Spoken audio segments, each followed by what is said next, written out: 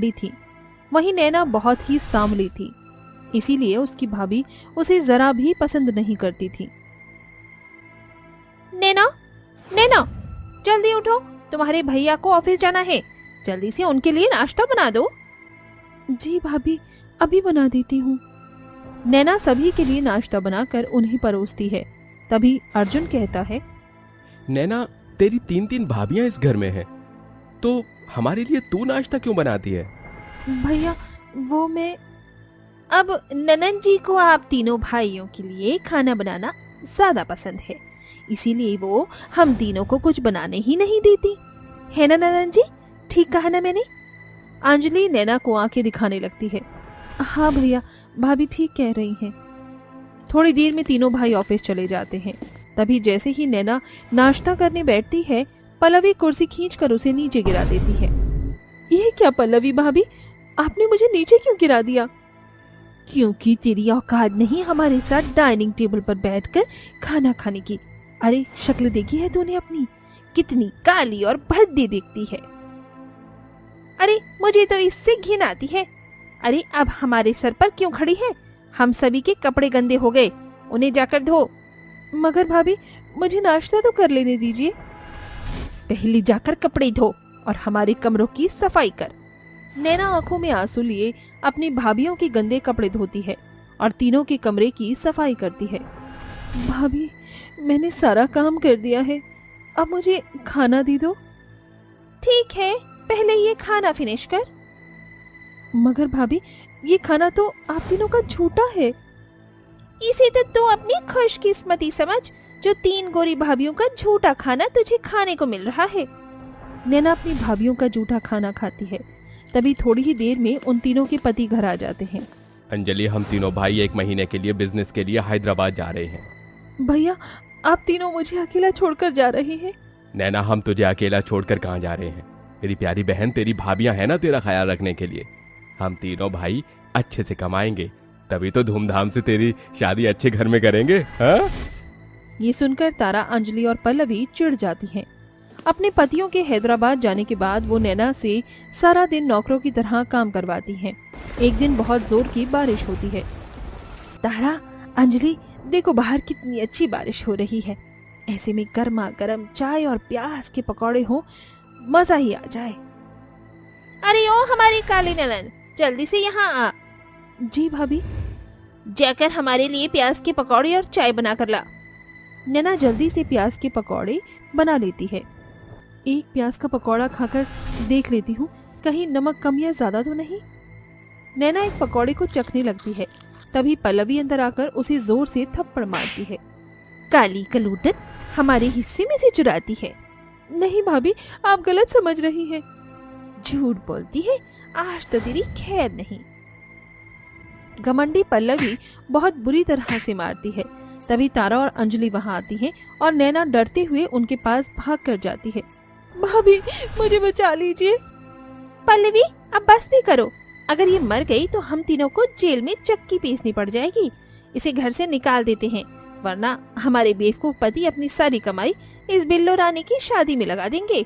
और क्या पता कल को ये घर का हिस्सा मांगकर हमारे बच्चों का हिस्सा खा जाए। तीनों नैना पर बिल्कुल भी तरस नहीं खाती और उसे बारिश में घर से निकाल देती हैं। नैना रोते हुए बारिश में सड़कों पर इधर से उधर भटकती है और सारी रात फुटपाथ पर बैठी रोती रहती है। अगले दिन वो एक प्याज के पकौड़े वाले के ठेले पर आती है। काका, थोड़े से प्याज के पकौड़े मिलेंगे? मैंने पिछले 2 दिनों से कुछ भी नहीं खाया है, मुझे बहुत भूख लगी है। बूढ़ा व्यक्ति तरस खाकर नैना को प्याज के पकौड़े खाने को देता है। बहुत बहुत शुक्रिया काका। बेटी, पैसे तो दे दो। मेरे पास पैसे नहीं है। ये बोलकर नैना उस बूढ़े को सब कुछ बताती है। बेटा, तुम्हारी जिंदगी भी मुझ गरीब बूढ़े के जैसी है। मेरे बेटे बहू ने धोखे से मुझसे मेरा सब कुछ छीनकर मुझे घर से निकाल दिया और तुम्हें तुम्हारी भाभियों ने। आज से तुम मेरे घर में रह सकती हो, मेरी बेटी बनकर। नैना अब उस बूढ़े प्याज पकौड़े वाले के साथ उसकी टूटी फूटी झोपड़ी में रहने लगती है। मगर अब बूढ़े काका के बीमार हो जाने के बाद नैना ही प्याज पकौड़े का ठेला चलाती है।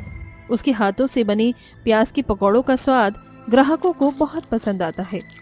हाँ आओ साहब जी, खाओ गर्मा गर्म स्वादिष्ट 10 रुपए में 5 प्याज के पकौड़े। अरे ओ प्याज के पकौड़े वाली, जरा जल्दी से 10 रुपए के प्याज के पकौड़े तो देना। अभी देती हूँ, ये लीजिए आपके 10 रुपए के प्याज के पकौड़े। अरे वाह, इन प्याज के पकौड़े में तो गजब का स्वाद है। सुनो 10 के और देना। पूरे दिन भर में नैना प्याज के पकौड़े बेचती है। अब जो भी उनके प्याज के पकौड़े खाता तो वो उनके प्याज के पकौड़े खाने वाला परमानेंट ग्राहक बन जाता। भगवान की दया से मेरे प्याज के पकौड़े ग्राहकों को बहुत पसंद आ रहे हैं। बस अगर मेरा व्यापार ऐसे ही चलता रहा तो बहुत जल्द मैं अपने और बाबा के रहने के लिए पक्का घर बना लूंगी। नैना ये सोचकर बहुत खुश होती है।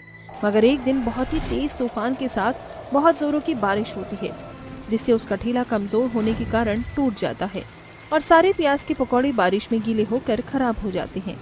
बारिश के उस कहर में उस गरीब लाचार ननंद की लगाई गई उम्मीद टूट जाती है। सब कुछ खत्म हो गया। इस बारिश ने मुझसे खुशी की ये उम्मीद भी छीन ली। सब बर्बाद हो गया। एक तरफ जहां बारिश ने उस गरीब लाचार ननंद को रोजी रोटी कमाने पर भी आफत कर दिया था, वहीं उसके तीनों अमीर घमंडी भाभियां अपने बड़े सी बंगले में ऐशो आराम से रह रही होती हैं और बारिश में कभी पॉपकॉर्न तो कभी पिज्जा मंगवाती हैं, तो कभी घर पर महंगी महंगी पार्टियां भी करती हैं। नैना आंखों में आंसू लिए टूटी फूटी झोपड़ी में आती है जो बारिश के पानी से भरा होता है। अब पूरे घर में तो बारिश का पानी भर गया है। बाबा, आपकी बेटी आपको कुछ नहीं होने देगी। नैना कभी बारिश का पानी बाहर फेंक देती तो कभी अपनी बदकिस्मती पर फूट फूट कर रोती। नहीं, मैं अपनी जिंदगी से इतनी जल्दी हार नहीं मान सकती। मैं फिर से कोशिश करूंगी, मगर मुझे कुछ ऐसा करना होगा जिससे मुझ गरीब के प्याज के पकौड़े इस बारिश में ज्यादा बिके। क्यों ना मैं प्याज के पकौड़े के साथ इस बारिश में चाय भी बेचूं। इसके बाद गरीब नैना सड़क किनारे चाय की एक छोटी सी टपरी शुरू करती है और अब प्याज के पकौड़े के साथ बारिश में चाय भी बेचती है, जिससे अब गरीब नैना की मेहनत रंग दिखाना शुरू कर देती है और उसे अच्छी कमाई भी शुरू हो जाती है। तभी एक दिन सड़क से गुजरते हुए 3 नौजवान वहां आते हैं, जो कोई और नहीं बल्कि नैना के तीनों भाई सुमित, संदीप और अर्जुन होते हैं। अर्जुन भाई, ये तो हमारी बहन नैना है। सुमित बिल्कुल ठीक कह रहा है, मगर नैना इस फुटपाथ पर प्याज के पकौड़े क्यों बेच रही है? अर्जुन आंखों में आंसू लिए नैना के पास आता है। नैना मेरी बहन। अपने भाइयों को अपने सामने खड़ा देखकर उस गरीब लाचार बहन की आंखों में आंसू भर आते हैं।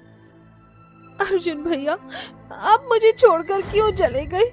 देखिए, वक्त और हालात ने आपकी इस गरीब बहन को कहां से कहां पहुंचा दिया। नैना रोते हुए अपने भाइयों को सारी बात बता देती है, जिसे जानकर वो घर आकर कहते हैं, तारा, तारा, पल्लवी, कहाँ हो तुम? अंजलि, नैना कहाँ है? अब अर्जुन, हमें तो ये कहते हुए बड़ी शर्म आ रही है, मगर आप तीनों के जाने के बाद ननंद जी भाग गईं। ये सुनकर अर्जुन अंजलि को थप्पड़ मारकर कहता है, झूठी कहीं की। अरे भाभी तो माँ समान होती है, मगर तुम तीनों ने हमारी फूल सी बहन को घर से निकाल दिया। 3 भाइयों के होते हुए हमारी बहन को अपना पेट पालने के लिए क्या कुछ नहीं करना पड़ता। अब तुम तीनों के लिए हम तीनों भाइयों की जिंदगी में और इस घर में कोई जगह नहीं है। भैया बिल्कुल ठीक कह रहे हैं, चली जाओ यहाँ से। नहीं नहीं, हमें मत छोड़ो, हमारी गलती कि हमें इतनी बड़ी सजा मत दो। तीनों आंखों में आंसू लिए अपनी गरीब ननंद के पास आती हैं। नैना, हमें माफ कर दो, हमें तुम्हारे साथ ऐसा नहीं करना चाहिए, हमें अपनी गलती का पछतावा है। नैना, तुम्हारी भाभीयों का घर टूटने पर आ गया है, हमारा घर टूटने से बचा लो। भाभी, आप तीनों चुप हो जाइए, मैं ऐसा नहीं होने दूंगी। नैना अपनी तीनों भाभियों को उनके किए के लिए माफ कर देती है और अपने तीनों भाइयों को भी समझाती है, जिसके बाद आखिर में नैना उस गरीब बूढ़े काका को अपने साथ अपने घर ले आती है और अपने प्याज पकौड़े के व्यापार से और भी आगे बढ़ती है। आओ आओ, मेरी दोनों बहुओं का बहुत स्वागत है। अब से इस घर को तुम दोनों मिलकर संभालना, मेरी सारी चिंताएं खत्म। माँ जी, आप फिक्र मत करिए, मैं और दीदी मिलकर घर का सब कुछ संभाल लेंगी। हाँ माँ जी, सब कुछ अच्छे से हो जाएगा।